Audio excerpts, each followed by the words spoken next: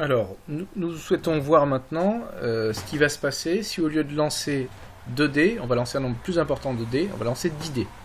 Donc je vous épargne toutes les manipulations que vous devez savoir reproduire à présent. Donc on va compléter la première feuille où on va générer aléatoirement 1000 lancers de 10 dés et on va prendre une formule avec la somme de chacun de ces lancers.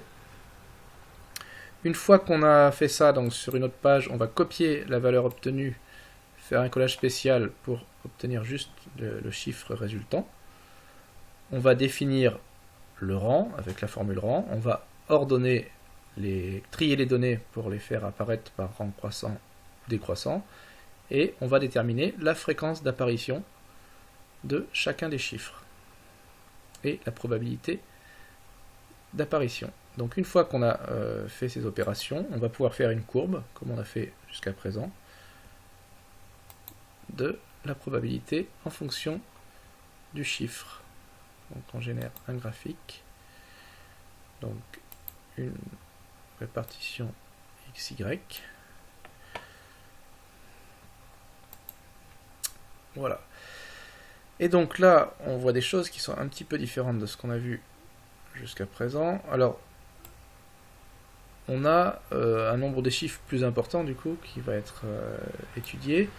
Donc 1000 dés, ça commence à devenir insuffisant pour avoir quelque chose d'assez fiable, puisqu'en fait on va générer beaucoup plus de chiffres.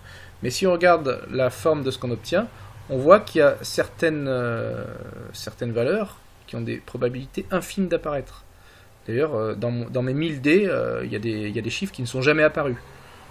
Le chiffre 10, donc qui correspondrait à 10 fois, sur un même lancer au chiffre 1 qui apparaît sur chacun des dés, il a une probabilité qui est infime d'apparaître. Donc moi sur 1000 dés, il n'est jamais apparu. Idem, si on fait la somme de 6, le chiffre 60, donc 10 fois le chiffre 6, il a une probabilité infime. Donc ils sont jamais apparus. Et donc si on voit ce qui se passe, on n'a plus une répartition triangulaire comme ce qu'on a vu précédemment.